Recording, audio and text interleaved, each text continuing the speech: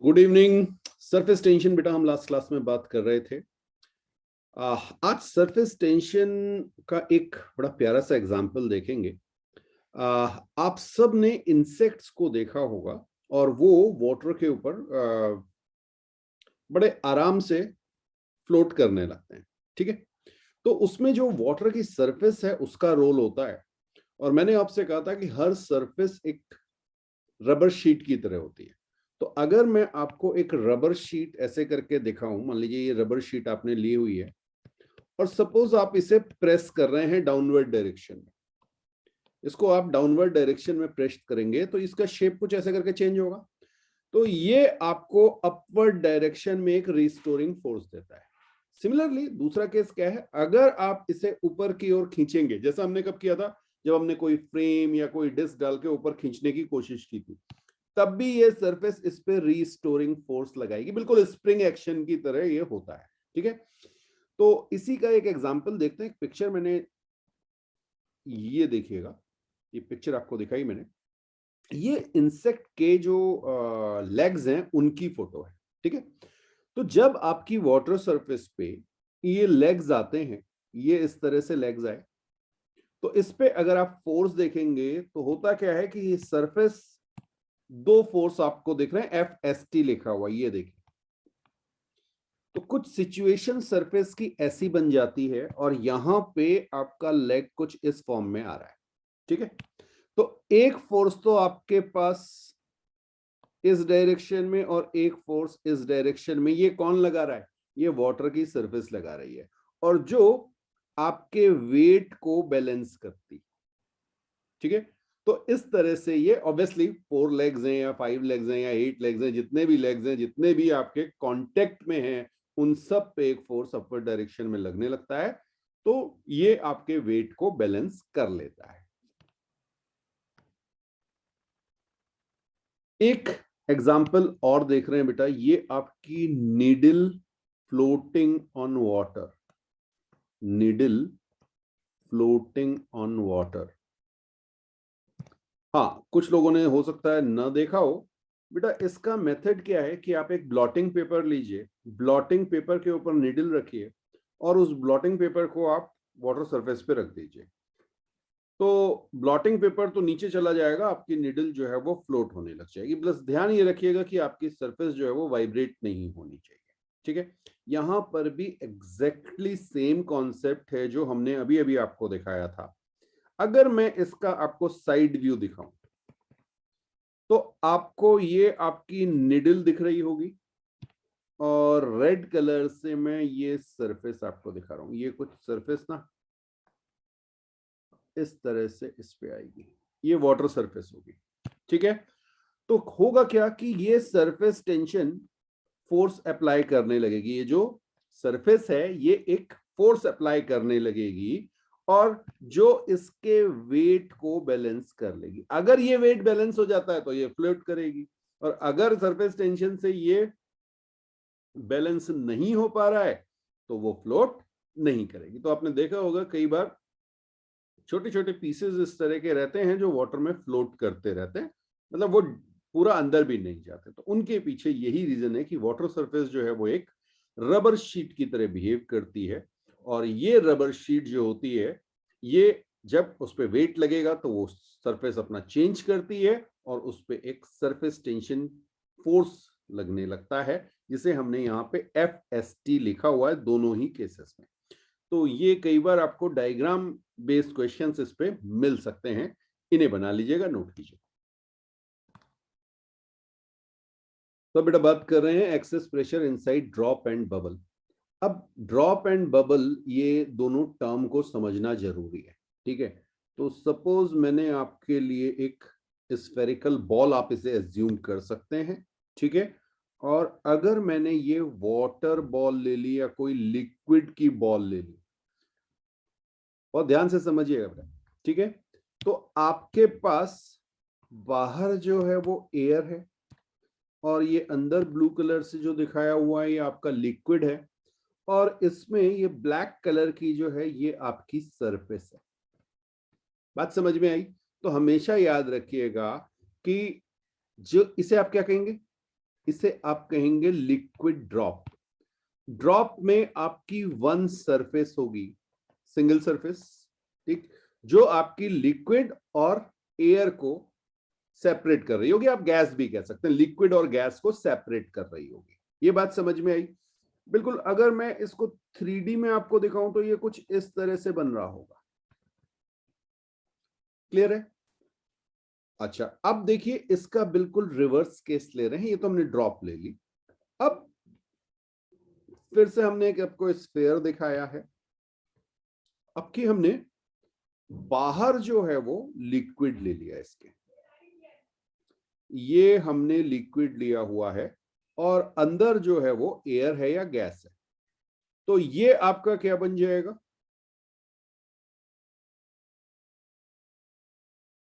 Air bubble कहेंगे इसे।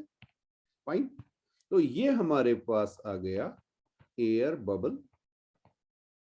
हाँ, ये सोप बबल नहीं, प्लीज ध्यान रखिएगा। इसमें यहां पे आपके पास एयर है, ये आपका लिक्विड है। यहां पर भी सरफेस ब्लैक कलर से आपको दिखाई गई है, सिंगल सरफेस है, ध्यान रखिएगा। ठीक है, तो एयर बबल में भी वन सरफेस होगी। फाइन। अब एक और चीज आती है और वो है आपका सोप बबल। तो जब हम सोप बबल की बात करते हैं, तो सोप बबल की बात हम एक बार पहले भी कर चुके हैं। आपको पता है सोप बबल में टू सरफेसेस होती है।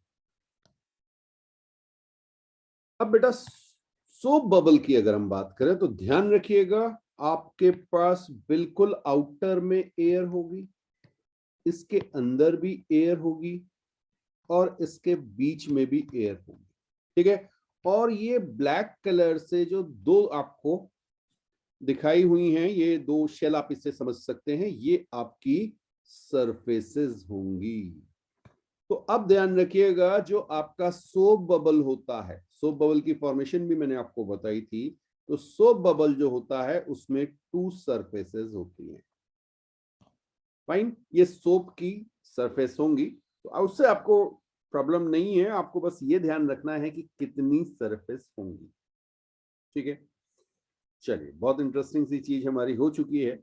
अब एक बहुत सिंपल सा कॉन्सेप्ट हम बात करेंगे कि अगर हमारे पास कोई सोप बबल है, ड्रॉप है या एयर बबल है, तो उसमें प्रेशर डिफरेंस क्या होगा?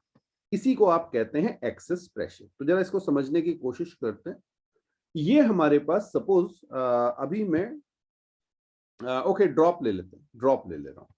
ठीक है, आपने कहा ये ड्रॉप है और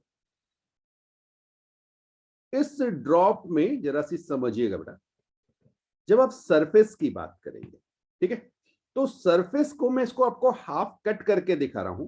अच्छा चलिए, इसको पहले मैं यहाँ पे बना भी दूं। ये देखिएगा कुछ इस टाइप से 3D इफेक्ट आ रहा होगा, है ना? हाँ, जैसे आप एज्यूम कर सकते हैं ऑरेंज को आप पील करें, ठीक है, तो जो उसका कवर जो है बेसिकली, ओके, तो अब मैं क्या कर रहा हूं, मैं इसको हाफ यहां से कट कर रहा हूं। एक्चुअली कट करना नहीं, जस्ट इमेजिन करना है। ठीक है, इस तरह से हमें इसे इमेजिन करना है कि इसको हमने इस वे में कट कर दिया है। तो अब हमारे पास क्या बचेगा? ये पोर्शन कुछ हमें दिखाई देगा, और ध्यान से समझिए। ठीक है, ये ब्लू कलर का जो पोर्शन मैंने आपको दिखाया हुआ है, ये portion coconut shell, half coconut shell type का ये बिल्कुल दिखाई देगा आपको। ठीक है, अब सोचिए कि ये मेरी सरफेस है, तो ये सरफेस इस तरह से यहां पे ज्वाइंट होगा। हाँ, एक्चुअल में तो ज्वाइंट ही है ना, मैं तो इमेजिन कर रहा हूं कि मैंने उसको काट दिया। तो ए सरफेस और बी सरफेस दो पार्ट कह लेते हैं, तो बी पार्ट जो है वो ए पार्ट को अपनी ओर पुल कर रहा होगा। तो यहां पे हम कहेंगे this is force due to surface tension. ये बात समझ में आई? ओके, अब आपके पास बाहर एयर है, ध्यान रखिएगा, यहां पे आपके पास पी एटमॉस्फेरिक होगा। क्लियर है? और इसके अंदर हमें नहीं पता यहां क्या प्रेशर है, हम इसको एज्यूम कर लेते हैं पी इनसाइड। अंदर एयर भी हो सकती है, अंदर वाटर भी हो सकता है, कोई और लिक्विड भी हो सकता है। तो एक कॉनकेव सरफेस है, एक कॉन्वेक्स सरफेस। बस इतना ध्यान रखिए, ये आपकी कॉन्वेक्स सरफेस है और गड्ढे वाली सरफेस आपकी कॉनकेव सरफेस है ये, ठीक है। ये आप सबने जो है मिरर में भी पढ़ा हुआ है, तो सरफेसेस आप समझ सकते, ठीक। तो इससे फर्क नहीं पड़ता कि किस साइड एयर किस साइड वाटर, हमें सिर्फ ये देखना है कि कौन सी सरफेस कॉनकेव और कौन सी कॉन्वेक्स, फाइन। अब बहुत इंपॉर्टेंट चीज, ये जो सरफेस है, क्या ये अपनी जगह से इधर उधर इस पे कोई फोर्स लग रहा है? नेट फोर्स नहीं, ये तो इक्विलिब्रियम पे। अरे अगर कोई आपके पास बबल है तो वो बबल हो सकता है उसका साइज धीरे धीरे बढ़ाओ, लेकिन एक टाइम पे तो वो इक्विलिब्रियम पे आ जाएगा, फिर तो सरफेस अपनी जगह से कहीं नहीं जा रही। तो ये जो सरफेस है, ये सरफेस किसमें है? This surface is in equilibrium, is in equilibrium. इसका मतलब इस पे नेट फोर्स जो होगा वो क्या होगा? इस पे नेट फोर्स आपका 0 होना चाहिए। अब बहुत ध्यान से समझना, इस पूरी सरफेस पे, इस पूरी सरफेस पे जो कोकोनट शेल आपका हाफ शेल टाइप का दिख रहा है, ठीक है, इस पे कौन कौन से फोर्स लग रहे हैं? एक फोर्स लग रहा है force due to surface tension, ये मैंने पॉजिटिव एक्स एक्सिस पे दिखाया, ठीक है, रेड कलर से जो मैंने आपको छोटी छोटी लाइंस दिखाई, इन सबका सम। दूसरा फोर्स आपका लग रहा होगा ये atmospheric pressure multiplied by projected area. मैंने आपको बताया था कि P एटमॉस्फेरिक इंटू डी है। अब ये जरा क्या है ये समझिएगा। मान लीजिए मैं यहां पर कोई छोटा सा एरिया रेड कलर से मैंने आपको दिखाया, ये एरिया ले लूं, तो आपका जो फोर्स है वो ऐसे करके अंदर की ओर लगेगा, P एटमॉस्फेरिक इंटू एरिया। मैंने आपसे क्या कहा था, किसी भी बॉडी में जिस सरफेस को आप कंसिडर कर रहे हैं उसमें यस इनटू द सरफेस, हमेशा सरफेस के अंदर जा रहा होगा फोर्स, ठीक है। तो ये फोर्स लगा। बिल्कुल ऐसे ही अगर आप एज्यूम करेंगे इसके आइडेंटिकल एक एरिया और होगा, इस पे इधर की ओर फोर्स लग रहा होगा, P atmospheric into D A. अब अगर मैं देखूं तो इनके कंपोनेंट एक्स एक्सिस में और वाई एक्सिस में, फोर्स के दो कंपोनेंट, ये बात समझ में आई? ये दोनों एक दूसरे को कैंसिल कर देंगे। देखिए एक प्लस एक्स में है, एक ओ सॉरी प्लस वाई में और माइनस वाई में, ये रेड कलर से जो मैं आपको दिखा रहा हूं, इन दोनों की डायरेक्शन अपोजिट है, ठीक है। तो ये एक दूसरे को क्या करेंगे? कैंसिल कर देंगे। तो आपके पास जो फोर्स बच रहा है वो कौन सा बच रहा है? बिल्कुल सही बात, ये जो फोर्स आपके पास बच रहा है ये एक्स एक्सिस वाला बच रहा है, ठीक। तो वही मैंने आपको दिखाया कि atmospheric pressure multiplied by projected area, ये एक फोर्स और लगेगा। दो फोर्स लग गए। अच्छा, इनको काउंटर करने के लिए एक फोर्स माइनस एक्स एक्सेस में लग रहा होगा और ये आपका होगा P inside multiplied by projected area. Projected area क्या है जरा इसको समझिए। ये हमारे पास स्फीयर दिया हुआ है, ठीक है। स्फीयर का प्रोजेक्टेड एरिया क्या हो जाएगा? Circle, pi r square. Projected area ये आपका हो जाएगा पाई आर स्क्वायर। इसको आप ऐसे ही समझ सकते हैं कि अगर आप लाइट डालें किसी स्फीयर पे तो जो आपको शेडो दिखाई देगी, तो वो शेडो आपको सर्कुलर दिखाई देगी और वही एरिया आपका प्रोजेक्टेड एरिया कहलाएगा, ठीक है। हाँ बिल्कुल, हेमीस्फीयर का आप ले रहे हैं, यस। तो अब अगर आप देखें इनको आपको बैलेंस करना है, तो मैं इसको कह लेता हूं F1 फोर्स, इसको कह लेता हूं F सरफेस टेंशन और इसको कह लेता हूं F2। तो मैं यहाँ पे लिख सकता हूँ F1 is equal to F2 plus F surface tension, ये लिख सकता हूँ बहुत ध्यान से। चलिए, अब मैंने आपसे कहा कि F1 कितना है? P inside into pi r square. F2 कितना है? चलिए मैं इसको P आउट लिख दे रहा हूं, आप ATM करके भी कर सकते हैं, अभी मैं P आउट लिख दे रहा हूं इंटू पाई आर स्क्वायर, ये आउटसाइड, ठीक है, प्लस सरफेस टेंशन। तो ये आपकी सरफेस टेंशन का फोर्स आएगा 2 pi r multiplied by surface tension S. हाँ कुछ बुक्स में टी लिखा हो सकता है, मैं अभी एस से लिखा रहा हूं। ये बात समझ में आई? चलिए अब देखें जरा, तो हमने बात की एक्सेस प्रेशर की। आप मुझे बताएंगे ये एक्सेस प्रेशर कहां है, कॉनकेव साइड या कॉन्वेक्स साइड? ध्यान रखिएगा, हमेशा ध्यान रखिएगा बेटा, एक्सेस प्रेशर हमेशा कॉनकेव साइड में ही होगा। कॉनकेव साइड वाला प्रेशर ज्यादा होगा, इससे कोई फर्क नहीं पड़ता वहां वाटर है, लिक्विड है, कोई गैस है, क्या है, हमेशा कॉनकेव साइड वाला प्रेशर ज्यादा होगा, कॉन्वेक्स वाला प्रेशर कम होगा। क्यों?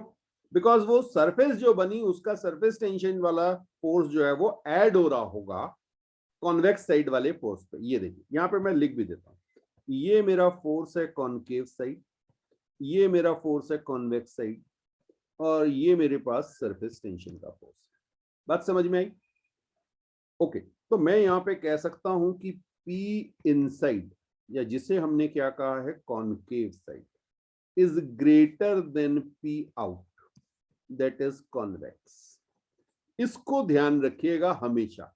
इनसाइड आउट में तो बुक में ऐसे आउट और इन लिखा होगा, बट इनसाइड आउट में कई बार कंफ्यूजन खुद क्रिएट कर देंगे आप, तो उसके लिए हमेशा याद रखिएगा कि कॉनकेव साइड का प्रेशर ज्यादा होगा in comparison to convex side, right? अच्छा, तो अब जो एक्सेस प्रेशर है उसे हम कैसे डिफाइन करेंगे? Bye P in minus P out, ऐसे कर लेते हैं, P in minus P out. तो इस इक्वेशन को अगर हम सॉल्व करें तो ये हमें मिलेगी P in minus P out into pi r square is equal to 2 pi r s. तो ये जो मेरा एक्सेस प्रेशर है P in minus P out, that is actually delta P, अगर हम इसे लिख दें तो ये हमारा हो जाएगा 2 pi r S upon pi r square, और आप कैंसिल करेंगे तो पाई से पाई कैंसिल, आर से आर कैंसिल, और सीधे सीधे आपका एक कॉन्सेप्ट बन गया डेल्टा P एक्सेस या P एक्सेस, जो भी आप कहना चाहें, ठीक है। ये आपका होता है 2s by r for single surface. और सरफेस कैसी होनी चाहिए? ध्यान रखिएगा, ये स्फेरिकल सरफेस है तभी ऐसा है, अगर सिलेंड्रिकल हो गई तो कहानी पलट जाएगी। तो आपके कोर्स में जनरली स्फेरिकल पूछा जाएगा, सिलेंड्रिकल वाली चीजें भी आपको कराएंगे, चिंता मत कीजिए। तो अब बेटा सिंगल सरफेस हमारे पास कहां कहां थी? देखिए सबसे पहले मैं बात कर रहा हूं ड्रॉप की। अगर आपसे कहा जाए लिक्विड ड्रॉप, ठीक है, तो लिक्विड ड्रॉप इस तरह से बनी थी। सपोज ये लिक्विड ड्रॉप आपको स्फेरिकल दी गई है और इसका रेडियस r अगर आपको दिया है, यहां पे आपका प्रेशर P एटमॉस्फेरिक है, तो P इनसाइड आपका जो होगा वो क्या होगा? P atmospheric plus 2s by r। ये बात समझ में आई? तो हमेशा लिक्विड ड्रॉप के अंदर प्रेशर ज्यादा होगा, फाइन। बिल्कुल इसी तरह से आप, हाँ जी, एयर बबल को भी ले सकते हैं, बस ध्यान रखिएगा एयर बबल में कुछ इस तरह की कहानी होगी। अब यहां पे मैं P एटमॉस्फेरिक नहीं लिखूंगा, यहां पे मैं लेट से मैंने P, हाँ P लिख दिया खाली, ये P नॉट ले लो, P नॉट ले लो, ठीक है। ये रेडियस मेरे पास R है। तो अब अगर मैं बात करूंगा P इनसाइड, तो ये मेरे पास आ जाएगा P not plus 2s by R। ध्यान रखिएगा हमेशा अंदर जो प्रेशर है किस साइड पे? कॉनकेव साइड, ठीक है, ये कॉनकेव साइड है। तो ये ध्यान रखिएगा, इससे कंफ्यूज मत होइएगा कि वहां लिक्विड है वहां एयर। देखिए यहां पे मैंने आपको लिक्विड दिखाया, यहां पे मैंने आपको एयर दिखाई। एक में लिक्विड में प्रेशर ज्यादा, एक में एयर में प्रेशर ज्यादा। समझ में आ गए? चलिए, अच्छा ऐसे ही इसी क्वेश्चन को हम अगर जो हमने फ्लूइड में बाकी सब चीजें पढ़ी उसके हिसाब से पढ़ें। मान लीजिए मैंने आपसे कहा कि मेरे पास एक लिक्विड कॉलम है जिसकी हाइट h दी गई है, और इस h हाइट पर एक मेरे पास बबल है जिसका रेडियस r है, और सरफेस टेंशन आपको s दिया गया है। ये बबल है, ठीक है। तो आप मुझे क्या P इनसाइड बता सकते हैं? P इनसाइड, यहां पे R is much much less than H ऐसा दिया हुआ आपको, रेडियस मतलब बहुत छोटा सा बबल, ठीक है। तो आप क्या कहेंगे, इधर से प्रेशर यहां पे आएगा तो यहां आपका P एटमॉस्फेरिक, बिल्कुल बॉटम पे P एटमॉस्फेरिक प्लस रो GH, इसे हमने कहा था P नॉट, ठीक है, और प्लस ये जो सरफेस टेंशन की वजह से आएगा 2S/R, तो ये आपका प्रेशर हो जाएगा P इनसाइड। कुछ बात समझ में आई? तो इस तरह से आपको कहीं पे ये एप्लीकेशन आ सकता है, डायरेक्ट प्रेशर नहीं पूछेंगे लेकिन ये एप्लीकेशन आ सकता है, ठीक है। तो लिक्विड ड्रॉप हो या कोई एयर बबल हो, वहां पे आपको सिंगल सरफेस एज्यूम करनी है और इनसाइड कॉनकेव साइड का प्रेशर 2S/R अमाउंट से ज्यादा होगा, इसी को आप कहते हैं P एक्सेस।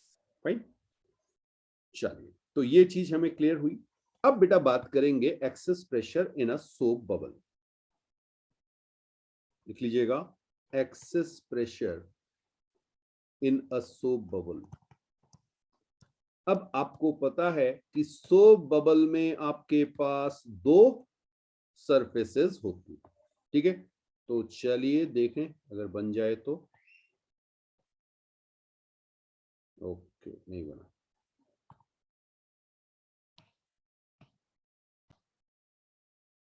तो ये आपके पास सोप बबल आ गया, ठीक है। अब लेट्स से यहां पे आपके पास P not pressure outer surface पे, एक बार आप अंदर जाएंगे फिर एक बार अंदर जाएंगे, तो दो बार आपको सरफेस को क्रॉस करना है, ठीक है। अगर आप इसको इमेजिन करें तो ये कुछ इस तरह की सिचुएशन होगी, यहां पे आपके पास डबल सरफेस। बात समझ में आई? तो दो मेथड मैं आपको सिखा रहा हूं। एक तो यही वाला मैंने आपको बताया कि सपोज आपने कहा कि सर इधर हमारे पास force due to surface tension लग रहा है, लेकिन अब आपके पास दो सरफेस हैं, तो force due to surface tension आपका कितना हो जाएगा, 2πr इंटू एस, ये फर्स्ट सरफेस के लिए, प्लस 2πr इंटू एस। ये बात समझ में आई? मैंने आपसे कहा था कि सोप बबल में दोनों ही रेडियस को आप आर लेंगे, जब तक आपसे ये कहा ना जाए कि भाई R1 R2 है, और कभी नहीं कहा जाएगा। लेकिन मान लीजिए कोई क्वेश्चन हाइपोथेटिकल बना दिया जिसमें R1 R2 आपको दे दिया, तो भाई फिर R1 R2 ले लेना, ठीक है। तो ये आपका force due to surface tension. अब प्रोजेक्टेड एरिया क्या होगा, वो तो अभी भी πr² है, तो आप कहेंगे P inside πr² is equal to P outside πr² plus 4πrs। कुछ बात समझ में आई? और यहां से आप चेक करेंगे तो P in minus P out is equal to, चलिए मैं पूरा ही लिख दूं, ओके आप ऐसे लिख सकते हैं, πr² is equal to 4πrs, और फिर आप पाई से पाई कैंसिल कर दीजिए, आर से एक आर कैंसिल कर दीजिए। ये आपका जो P एक्सिस या डेल्टा P या P in minus P out या P concave minus P convex, जो भी आप कहना चाहें, ये आपका आ जाएगा 4S/R। ये किस केस में? सोप बबल के केस में, सोप बबल के केस में, क्योंकि यहां पे आपके पास टू सरफेसेस होंगी। क्लियर है? अच्छा, ये तो एक मेथड मैंने आपको बता दिया फोर्स बैलेंसिंग से। दूसरा देखिए क्या है, जो हमने अभी अभी पढ़ा था, एक प्रेशर में यहां पे P1 कैलकुलेट करूंगा, फिर मैं P इन कैलकुलेट करूंगा, ठीक है। तो अब देखिए यहां पे क्या हो जाएगा, P1 is equal to P not plus 2S/R। ये बात समझ में आई? आपने क्या किया, एक सिंगल सरफेस को कॉनकेव साइड में प्रेशर कैलकुलेट किया, तो वो P1 था। चलिए, अब आप कहेंगे P इन क्या हो जाएगा, P1 प्लस 2S/R, और फर्स्ट इक्वेशन से P1 की वैल्यू पुट करेंगे तो ये आपका आ जाएगा P नॉट प्लस 4S/R। कुछ बात समझ में आई? Again your excess pressure is P excess, अगर आप लिखेंगे तो ये आपका हो जाएगा 4S/R, ठीक। तो आज के बाद आपको याद रखना है कि सिंगल स्फेरिकल सरफेस की वजह से जो प्रेशर डिफरेंस होता है, that is 2S/R higher on the concave side. दो सरफेस हो जाएंगी तो 4s/r हो जाएगा। क्लियर है? बिल्कुल। तो नोट कीजिए, फिर आगे बात करते हैं। तो एक सिंपल सा एग्जांपल इस पे देख रहे हैं। Find excess pressure inside a mercury drop of radius 2 millimetre. अब देखिए, मैंने एक्सेस पूछा तो आपको इससे फर्क नहीं पड़ना चाहिए कि बाहर क्या है। आपको पता है पी एक्सेस, हाँ, मर्करी ड्रॉप है तो सिंगल सरफेस होगी, सिंगल सरफेस होगी तो ये 2s/r आएगा। बस ये वैल्यू पुट कर देनी है आपको। तो 2 इंटू सरफेस टेंशन आपको दिया हुआ है 0.464 न्यूटन पर मीटर, डिवाइडेड बाय रेडियस देखिए आपको मिलीमीटर में दिया हुआ है। तो जब आपको मिलीमीटर में दिया है तो उसको मीटर में कन्वर्ट कर लीजिए, 2 इंटू 10⁻³ मीटर, और इसको आप सॉल्व करेंगे तो ये आपका आ जाएगा, 2 से 2 कैंसिल हो गया, ऊपर गया 464 पास्कल। बात समझ में आई? तो मर्करी ड्रॉप के अंदर बाहर से जो प्रेशर होगा वो, अगर 2 मिलीमीटर की ड्रॉप है तो वो 464 पास्कल, बाहर अगर एटमॉस्फेरिक प्रेशर है तो उस ड्रॉप के अंदर जो है वो एटमॉस्फेरिक प्रेशर से प्लस 464 पास्कल ज्यादा हो जाए। ठीक है, तो बहुत ज्यादा डिफरेंस नहीं है, बट हाँ एक्सेस प्रेशर है। क्लियर है? हाँ, ये आगे रोल प्ले करेगा, बहुत बड़ा रोल प्ले करेगा, ये आपको बताएंगे कि कहाँ पे ये रोल आएगा इसका।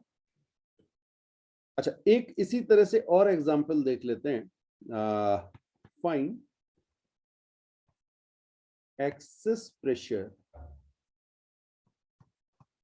इन a soap bubble of radius. अच्छा, थोड़ा सा चेंज कर देते हैं, soap bubble of diameter 5 millimeter if surface tension is 1.5 Newton per meter। ठीक है?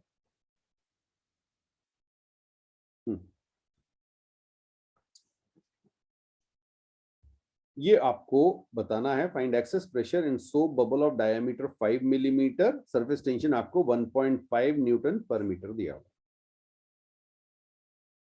तो बस अब आपने कहा सर हमें क्या दिया हुआ है, सोप बबल। सोप बबल का मतलब टू सरफेसेस, आपने कहा पी एक्सेस इज 4s/r, और यहाँ पे आपने लिखा 4 इंटू सरफेस टेंशन आपको दिया हुआ है 1.5 डिवाइडेड बाय आर। आर की वैल्यू आपकी है, ओके, डायामीटर 5 मिलीमीटर दिया हुआ है तो 5 इंटू 10⁻³ डिवाइडेड बाय 2 कर लेते। ओके, तो ये आपका हो गया 8 इंटू 0.3, 2400 आ जाना चाहिए न्यूटन पर मीटर स्क्वायर, या 2400 पास्कल भी आप कह सकते हैं। तो 2400 पास्कल ये आपके पास आंसर आ गया। ठीक है, तो सिंपल सा कॉन्सेप्ट है 2s/r और 4s/r। देखना आपको पड़ेगा कि सिंगल सरफेस है या डबल सरफेस। क्लियर? हाँ, नोट कीजिए, फिर आगे बात करते हैं एक और बढ़िया से फिनोमेना की। उससे पहले पढ़ेंगे एंगल ऑफ कांटेक्ट। तो अब बेटा बात करेंगे एंगल ऑफ कांटेक्ट की। ठीक है, तो थोड़ा सा जरा कॉन्सेप्ट समझिएगा। सपोज आपके पास एक सॉलिड सरफेस है और उस पे आप किसी लिक्विड को ड्रॉप करते हैं। मैं दो केसेस आपको बता देता हूं। अगर आपने देखा हो, आप वाटर को ड्रॉप कीजिए तो वाटर पूरा का पूरा स्प्रेड हो जाता है। ठीक है, तो उसको मैं पूरा स्प्रेड ना करके मैं आपको दो तरह से दिखा रहा हूं। एक आपका ये सिचुएशन हो सकती है, कोई ड्रॉप आपने, मान लीजिए ये मेरे पास सॉलिड है, ये मैंने लिक्विड को इस सॉलिड पे, लिक्विड क्वांटिटी कम है, ठीक है, ड्रॉप टाइप की चीज है कोई, तो आपने उसको इस पे डाला। तो ये एक तो ये सिचुएशन पे हो सकता है। दूसरा ऐसा भी हो सकता है कि इसने जो है यहाँ पे इस बॉल टाइप की बना दी। Fine, yes. तो दो सिचुएशन आपको मिल सकती हैं, दोनों ही केसेस में ये लिक्विड है, ये आपका सॉलिड सरफेस आपको दिया हुआ। चलिए सॉलिड को हम कुछ कलर कर देते हैं जिससे आपको क्लैरिटी मिले। पिंक कलर दे दें, ओके। ये पिंक कलर जो हमें दिया हुआ है ये सॉलिड है, ब्लू कलर हमने लिक्विड का दिया हुआ है, और व्हाइट कलर हमारे पास एयर है। तो अब जरा सी समझिएगा बेटा कि हमारे पास कुछ सरफेसेस बनी हुई हैं, ठीक है। एक सरफेस यहां पे बन रही है, चलिए मैं ये डॉटेड लाइन से आपको दिखा दूं। ये डॉटेड लाइन से एक सरफेस आपको दिख रही है, ये हमारी है लिक्विड एयर सरफेस। बहुत ध्यान से समझिएगा। एक सरफेस अंदर दिख रही है ब्लैक कलर की सॉलिड लाइन जो ब्लू और पिंक सरफेस को सेपरेट कर रही है, ये हमारी हो गई लिक्विड सॉलिड सरफेस। और एक सरफेस हमारी बाहर आपको दिख रही है जो व्हाइट और पिंक को सेपरेट कर रही है, ये हमारी हो गई एयर सॉलिड सरफेस। तो 3 सरफेसेस मैंने आपको दिखाई हैं यहाँ पर, ठीक है। बिल्कुल इसी तरह से अगर आप सेकंड केस में देखेंगे तो सेकंड केस में ये डॉटेड वाली आपको दिख रही है, ये आपकी लिक्विड एयर है। Okay, just a moment. ये अंदर जो आपको दिख रही है पिंक और ब्लू कलर को जो सेपरेट कर रही है, ये है मेरी लिक्विड सॉलिड सरफेस। और फिर से मेरी एक है एयर और सॉलिड सरफेस। ये समझ में आई? तो जब भी आप किसी लिक्विड को सॉलिड पे डालते हैं, या दूसरे वे में आप कह सकते हैं when a liquid surface touches a solid surface it becomes curved. आप देख रहे हैं यहां पर ये जो सरफेस है ये कर्व हो चुकी है, एच पे देखिएगा, दोनों ही केसेस में कर्व्ड सरफेस है। फाइन। ऐसा जरूरी नहीं है कि वो लिक्विड पूरा पूरा स्प्रेड हो जाए। हाँ, वाटर और ग्लास जो है उसमें वो पूरा स्प्रेड हो जाता है। अब बहुत ध्यान से समझिएगा, पहले लैंग्वेज डेफिनेशन लिख लीजिए। The angle between tangent to liquid air surface and liquid solid surface, ठीक है। आपको टेंजेंट्स बनानी है कहां कहां पे, लिक्विड एयर में और लिक्विड सॉलिड में, ठीक है। Is termed as angle of contact, angle of contact. हाँ, जरा इसे समझने की कोशिश करते हैं फिर से एक बार। फिर से एक सरफेस ले, बहुत ध्यान से, बहुत ध्यान से, थोड़ा सा बड़ा दिखाऊंगा आपको। मान लीजिए मैंने ये आपको लिक्विड की सरफेस दिखाई, ठीक है। चलिए फिर से इसको कुछ कलर हम दे दें जिससे हम डिफरेंशिएट कर पाए। ये हमने सॉलिड दिया है pink colour. Okay, blue colour से हम लिक्विड ले लें।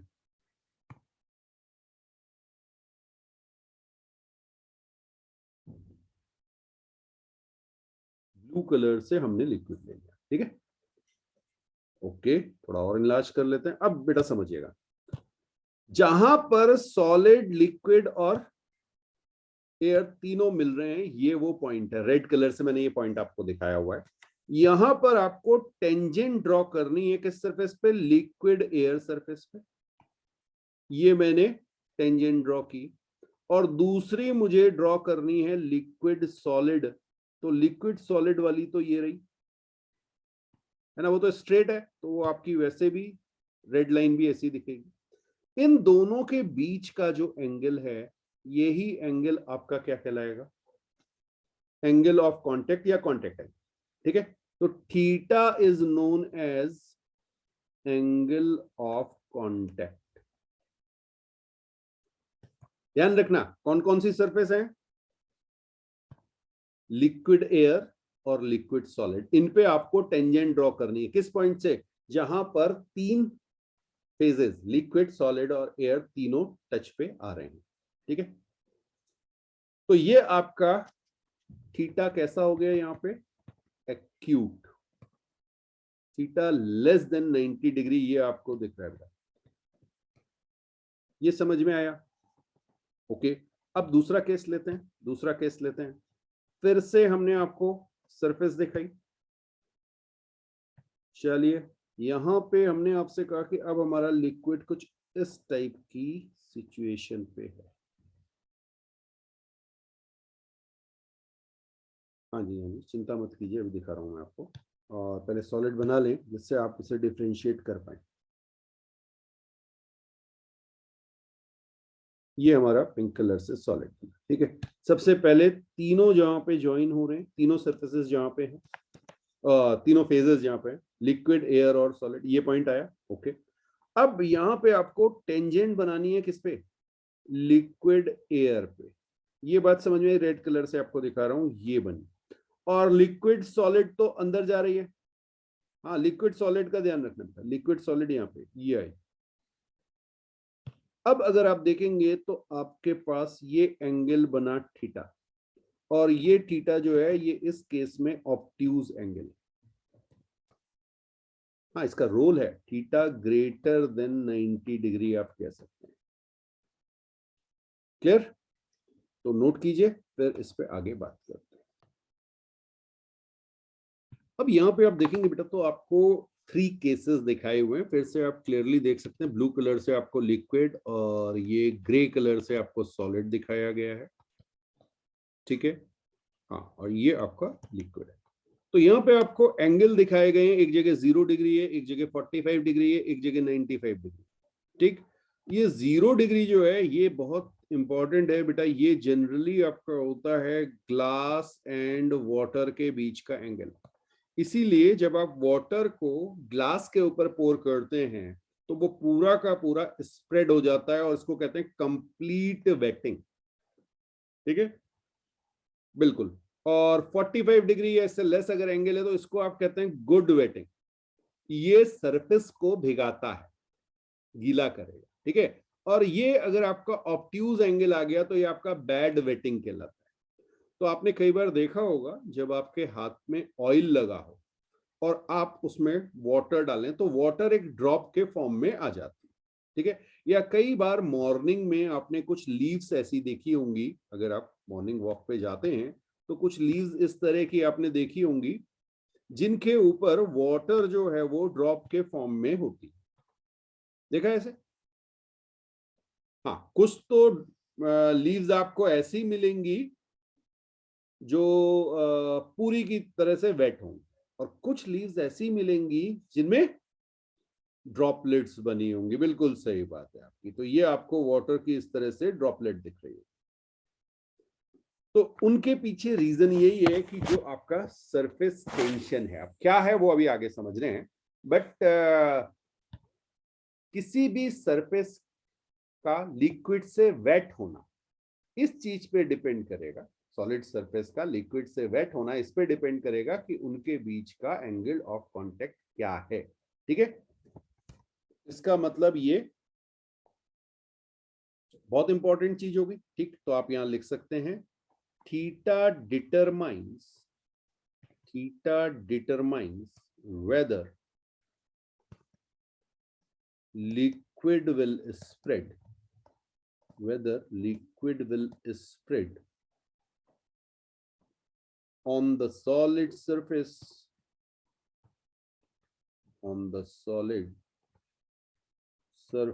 or form droplets on it, ठीक है। अब आपको पता है कि अगर वो एक्यूट एंगल होगा तो स्प्रेड कर जाएगा, और अगर ऑब्ट्यूज होगा तो ड्रॉपलेट फॉर्म कर लेगा, ठीक। अच्छा, एक बड़ी इंटरेस्टिंग चीज, ये जो थीटा है ये डिपेंड करता है, it depends on 3 interfacial surface tensions.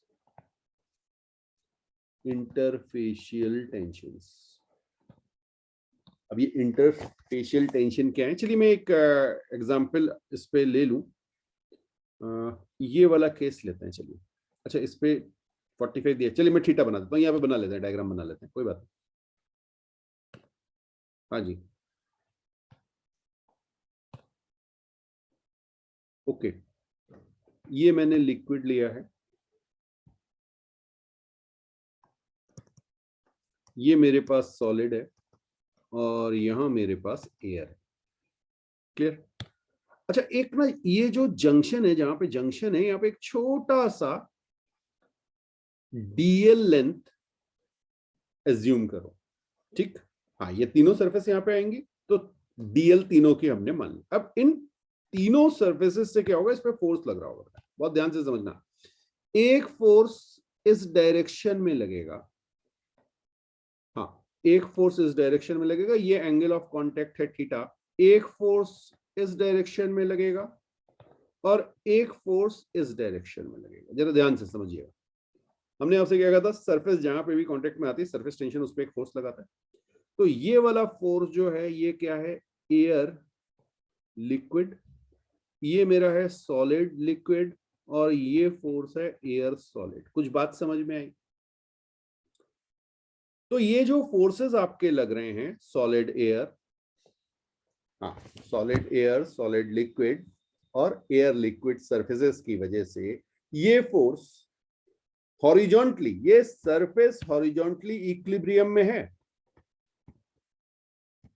बेटा ये पॉइंट को देखो, ये जो मैंने डीएल माना है, ये तो आपका रेस्ट पे होगा ना। अगर रेस्ट पे नहीं है तो ये स्प्रेड हो रहा होगा या किसी ना किसी डायरेक्शन में नेट पे जा रहा होगा। तो अभी हमने ये क्या मान लिया, ये हॉरिजॉन्टल इक्विलिब्रियम पे है।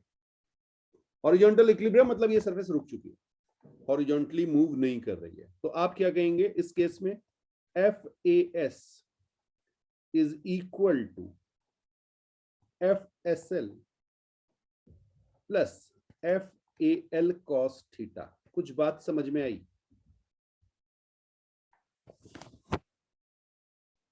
आराम से सोच कर देखो। अच्छा जी, अब आपने कहा sir force due to air surface, ये क्या हो जाएगा, surface tension of air solid, surface tension of air solid surface multiplied by dl, that is equal to surface tension of solid liquid multiplied by dl। अरे force यही तो था, surface tension into length, और plus surface tension air liquid into DL into cos theta. कुछ बात समझ में आई? तो यहां से अगर आप देखें तो ये डीएल डीएल और डीएल ये कैंसिल हो गया, आपके कॉस थीटा की वैल्यू आ गई, कॉस थीटा की वैल्यू आ गई S A S upon S S L. एक मिनट एक मिनट एक मिनट एक मिनट, नहीं नहीं नहीं नहीं, नहीं। ये ऊपर आ जाएगा, S A S minus S S L divided by S A L. क्या ये आ रहा है, चेक कर लेना एक बार। हाँ, बस इस इक्वेशन को सॉल्व करना है। तो ये आपका एंगल जो है कॉस थीटा, हाँ, इसका कोसाइन जो है ये डिपेंड करता है थ्री सरफेस टेंशंस पे, राइट। तो एक तो ये चीज हो गई, इस पे स्ट्रेट क्वेश्चन आपको मिल सकते हैं। दूसरा, इसको एक्सप्लेन करने का एक और तरीका, एक्चुअली ये सरफेस टेंशन वाली कहानी आती कहां से है, वो क्या है, उसको दूसरे वे में समझते हैं। और आपने पढ़े होंगे कोहेसिव एंड एडहेसिव फोर्सेस, याद है, कोहेसिव एंड एडहेसिव फोर्सेस, ठीक है।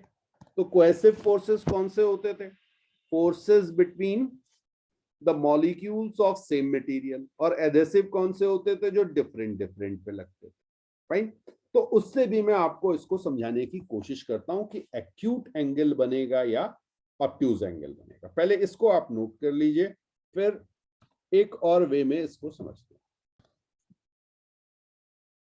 अब बेटा एक कॉन्सेप्ट समझिएगा कि हमारे पास आपकी लिक्विड हमने ज्यादा ले लिया। पहली बार हमने सॉलिड की बड़ी प्लेट ली थी और उसमें थोड़ा सा लिक्विड डाला था, अब मैंने थोड़ा सा लिक्विड ज्यादा ले लिया है, और यहाँ पे मैं ये एक सॉलिड प्लेट एज्यूम कर रहा हूँ लाइक दिस। बहुत ध्यान से इसको समझिएगा, ठीक है। अच्छा, इधर मैं थोड़ा बड़ा भी ले सकता हूँ, समझाने के लिए थोड़ा सा इजी हो जाएगा। तो मैं ये रेड कलर की जो प्लेट आपको दिखा रहा हूँ, सॉलिड प्लेट, ये थोड़ी सी बड़ी दिखा देता हूँ। चलिए, ये मैंने सॉलिड प्लेट ले ली। तो ये मेरे पास सॉलिड है, ये एयर हो गई व्हाइट कलर से, और ब्लू कलर से जो आपको दिखाया गया ये लिक्विड है, ठीक है। अब जरा आपको इमेजिन करना है एक ऐसा मॉलिक्यूल जो बिल्कुल तीनों सरफेसेस जो हैं उनके जंक्शन पे है, ठीक है, तीनों लेयर्स हैं, जैसे अभी ऊपर बात की थी। अब इस जो ये रेड कलर का मैंने आपको मॉलिक्यूल दिखाया, इसको जरा सी समझते हैं, इस पे फ्री बॉडी डायग्राम इसका सब इमेजिन करते हैं, ठीक है, क्या क्या हो रहा होगा। तो इस पार्टिकल को हमने लिया, बहुत ध्यान से समझिएगा। एक तो इसका अपना वेट होगा, एक तो वेट होगा, ग्रेविटी से अट्रैक्ट करेगी। कोई भी पार्टिकल आप लेंगे, अगर उसमें मास है तो उसका वेट है, ठीक है। तो ये तो एक वेट होगा, एक चीज तो ये हो गई। अब दूसरा क्या होगा, इसको लिक्विड के पार्टिकल्स अपनी ओर पुल कर रहे होंगे। देखिए ये ब्लू कलर से मैं आपको लिक्विड के पार्टिकल्स दिखा रहा हूं, इसके चारों ओर होंगे। तो हम ये कह सकते हैं कि नेट में कहीं फोर्स इधर आ रहा होगा, इसका लिक्विड पार्टिकल का फोर्स, ये फोर्स ड्यू टू लिक्विड ऐसे दिखा रहा हूं मैं अभी आपको, ठीक है। अच्छा जी, सॉलिड, तो सॉलिड यहां पे इस वे में होंगे, ऐसे ऐसे करके। चलिए ब्लैक कलर से दिखा दूं, रेड कलर से नहीं, ओके, रेड हम ऑब्जर्व कर रहे हैं तो ब्लैक कलर से दिखा दी, ब्लैक वाले सॉलिड है, ठीक है। तो एक आपके पास सॉलिड का फोर्स इस डायरेक्शन में लग रहा होगा, सॉलिड मॉलिक्यूल्स जो इस पे फोर्स लगा रहे होंगे, भाई हर कोई अट्रैक्ट कर रहा है ना। हाँ, अभी पहले ये समझिए। और फिर एयर भी तो है, तो एयर के लिए कोई डिफरेंट कलर ले लें, ग्रीन कलर ले लेते हैं। तो ग्रीन कलर का फोर्स ऐसे लग रहा होगा, ये एफ एयर ले लिया मैंने, ठीक है। यहां पे आपके पास इस तरह से एयर के मॉलिक्यूल्स होंगे, बहुत ध्यान से समझिएगा। इसमें से आपका ये जो रेड कलर का मैंने मॉलिक्यूल लिया है, ये था क्या, लिक्विड का मॉलिक्यूल, ठीक है। इसको एयर भी अट्रैक्ट कर रही है, इसको सॉलिड भी अट्रैक्ट कर रहा है, इसको लिक्विड भी अट्रैक्ट कर रहा है। तो ये जो एफएल है, ये तो आपका हो गया कोहेसिव, ठीक है। एफए जो आपका हो गया ये एडहेसिव, एफएस आपका हो गया एडहेसिव। ये बात समझ में आई। हाँ, डिफरेंट है, सॉलिड लिक्विड के बीच लग रहा है तो एडहेसिव फोर्स कहोगे, एयर लिक्विड के बीच लग रहा है तो एडहेसिव कहोगे, liquid liquid liquid same molecule है, सेम लिक्विड के बीच लग रहा है तो कोहेसिव फोर्स, ठीक। अब अगर इनमें डिफरेंस है, देखिए एयर का फोर्स तो नेग्लिजिबल है, अभी हम ऐसा एज्यूम कर लेते हैं क्योंकि हमें इंटरेस्ट सॉलिड और लिक्विड में है। ज्यादा हो सकता है, अगर ज्यादा होगा तो वो पार्टिकल निकल जाएगा ऊपर की ओर, बेटा इवेपरेशन हो जाएगा, ठीक है। हम अभी उसकी बात नहीं कर रहे हैं, हम किसकी बात कर रहे हैं, या तो सॉलिड ज्यादा फोर्स लगाएगा या लिक्विड, ठीक है। चलिए, तो अभी केस 1 हम एज्यूम कर रहे हैं। केस 1, बहुत ध्यान से इसको समझना।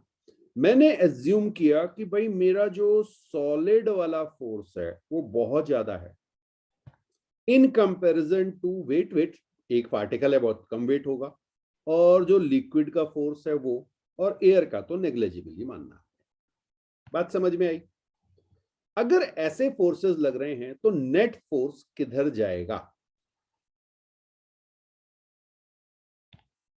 नेट फोर्स कैसे बनाएंगे, ओके। एक फोर्स ये आया और एक फोर्स ऐसे आया, रिजल्टेंट फोर्स वेक्टर सम कर दिया आपने, तो रिजल्टेंट फोर्स आपका कहां से पास होगा, इस, बहुत ध्यान से समझना, ये कौन सा फोर्स है जो इस रेड कलर के मॉलिक्यूल पे मैंने आपको दिखाया। तो केस 1 में मैं अज्यूम कर रहा हूं कि force, net force, net force passes through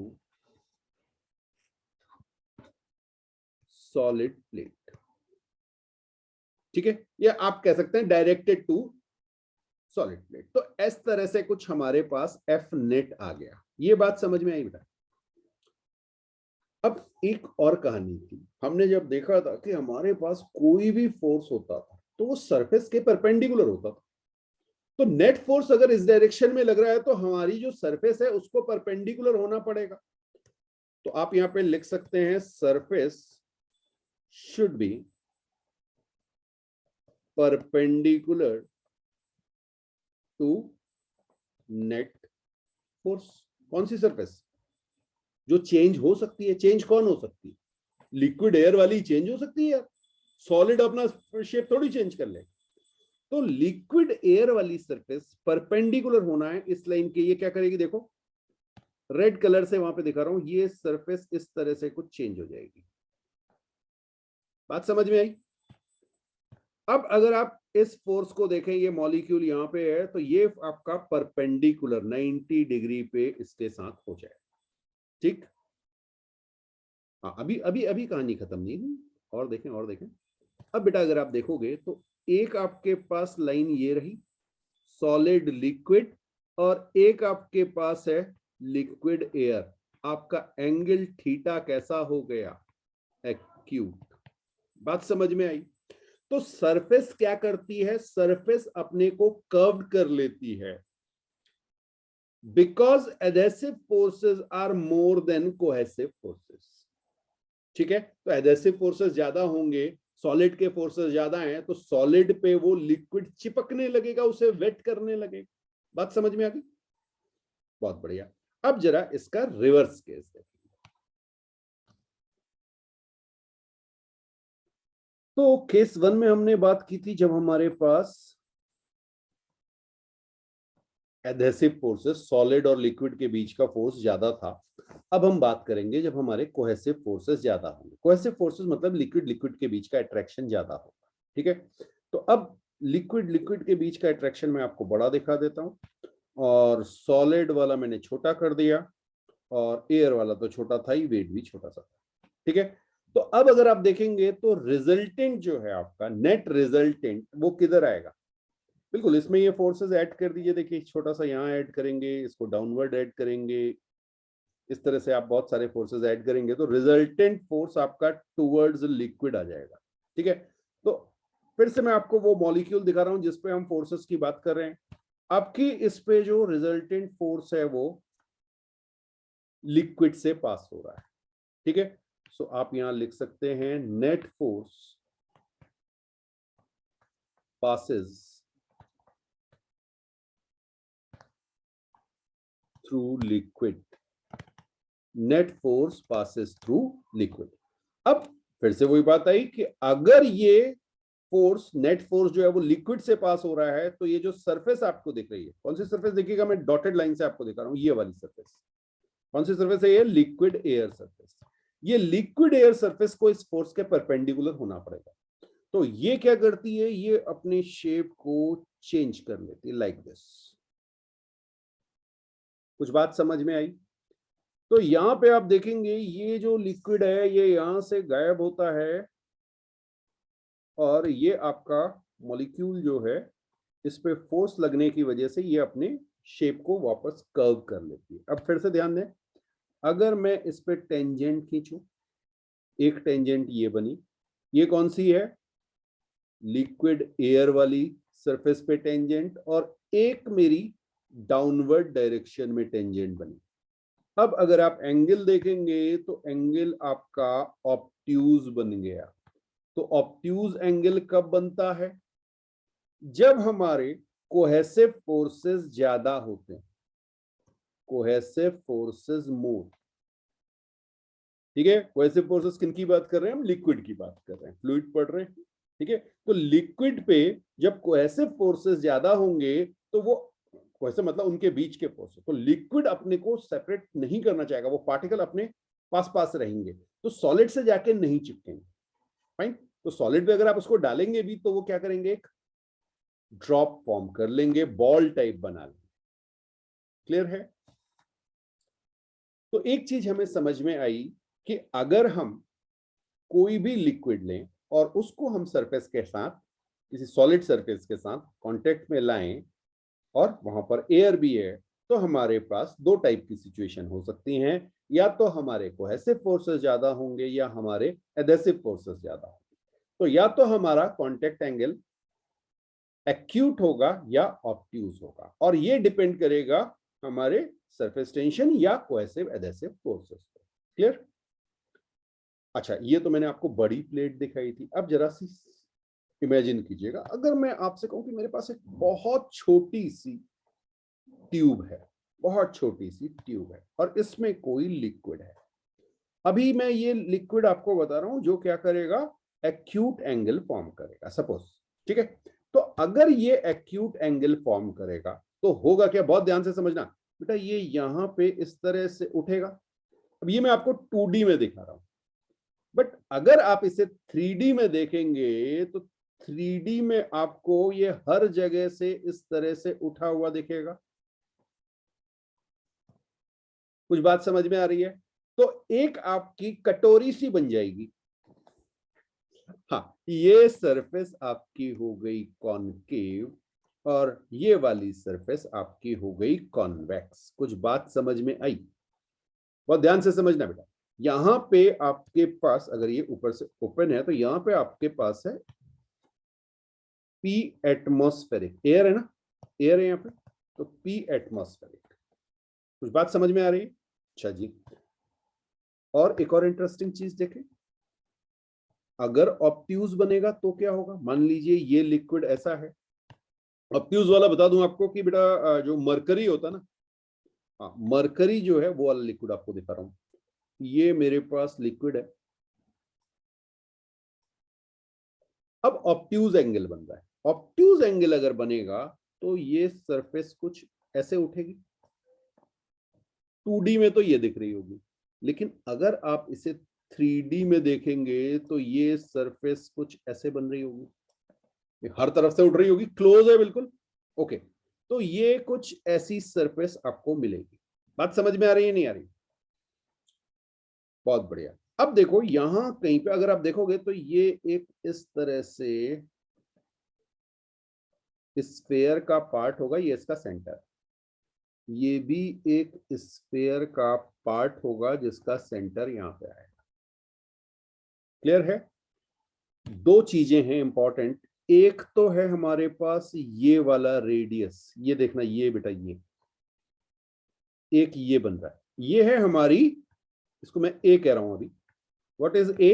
A is radius of, आगे इसको बताएंगे नेक्स्ट क्लास में, इसको देखेंगे, कैपिलरी, रेडियस ऑफ कैपिलरी। ठीक है? हाँ, और एक रेडियस ये बनेगा जो इस, जो स्फेयर का ये पार्ट है वो बन रहा है। ठीक है? तो आर जो है that is radius of curvature, radius of curvature of meniscus कहते हैं इसको, radius of curvature of meniscus. ठीक है? बिल्कुल। यहां पे भी अगर आप देखें तो दो चीजें आपको दिखेंगी, एक रेड कलर से मैं आपको दिखा रहा हूं, ये रेड कलर से जो है ये है a, that is radius of capillary, और एक मैं आपको ग्रीन कलर से दिखा रहा हूं, ये वाला जो रेडियस है। ठीक है? R is radius of curvature, दोनों ही जगह हुई है, रेडियस ऑफ कर्वेचर। तो नेक्स्ट क्लास में इसकी बात करेंगे, capillary rise and capillary fall. तो रेडियस ऑफ कर्वेचर और रेडियस ऑफ कैपिलरी।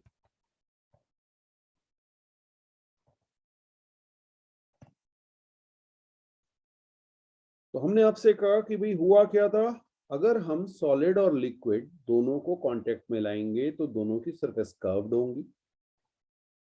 बिल्कुल। और वो कर्व क्यों आता है? Due to difference in surface tension. तीनों सरफेसेस जो हैं आपकी, लिक्विड, एयर और सॉलिड, सॉरी हाँ, लिक्विड, एयर और सॉलिड के जो सरफेस टेंशन का डिफरेंस है उनकी वजह से ये एंगल क्रिएट होगा। ये एंगल एक्यूट हो सकता है, ये एंगल ऑब्ट्यूज हो सकता है। ये डिसाइड करेगा कि वो लिक्विड सॉलिड को वेट करेगा या वहां पे ड्रॉपलेट फॉर्म कर लेगा। क्लियर है? तो बिल्कुल इसको आप ट्राई करना चाहें तो कर सकते हैं, जिससे आप कभी पार्टी वार्टी करते हैं तो आपके, अगर आपने, वैसे तो आजकल स्पून से खाया जाता है, बट अगर आप हाथ से खाएं, मान लीजिए शौकीन लोग हैं, उन्होंने हाथ से खाया और उनके हाथ पे ऑयल लग गया, पार्टी में है तो ऑयली खाना हो गई होगा, ठीक है, तो वो ऑयल आपने जाके सीधे वाटर से वॉश करने की कोशिश की तो वो नहीं होगा बेटा, आपके हाथ में वाटर की ड्रॉपलेट्स बन जाती। ठीक है? तो वही चीज है कि वो आपके हाथ को वेट नहीं कर रहा है। अगर पार्टी नहीं करना चाहें, सर पे ऑयल लगाएं, आजकल कम लोग लगाते हैं, बट अगर आप लगाएं तो उस केस में भी यही होगा। तो ये सारे वो केसेस हैं जिनमें आप कह सकते हैं कि आपका जो लिक्विड है वो सॉलिड सरफेस को वेट नहीं कर रहा, मतलब एंगल ऑफ कांटेक्ट आपका ऑब्ट्यूज है, और अगर वो वेट कर रहा है तो एंगल ऑफ कांटेक्ट एक्यूट होगा।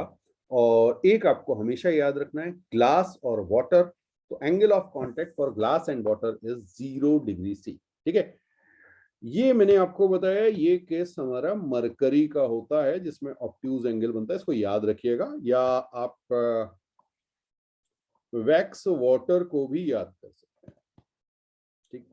वैक्स और वाटर के बीच का भी जो एंगल होता है वो ऑब्ट्यूज एंगल होता है। इसीलिए कभी भी वैक्स और वाटर, तो वाटर को अगर आप वैक्स पे डालेंगे तो वो कभी भी वहां पे स्टिक नहीं करेगा, लेकिन वाटर को अगर आपने ग्लास पे डाल दिया तो आपको छुड़ाना मुश्किल हो जाएगा। उसके स्टेन्स आपको बाद में भी दिखेंगे, कितना साफ कर लीजिए उसको, उसके बाद भी दिखते हैं स्टेन्स। ओके।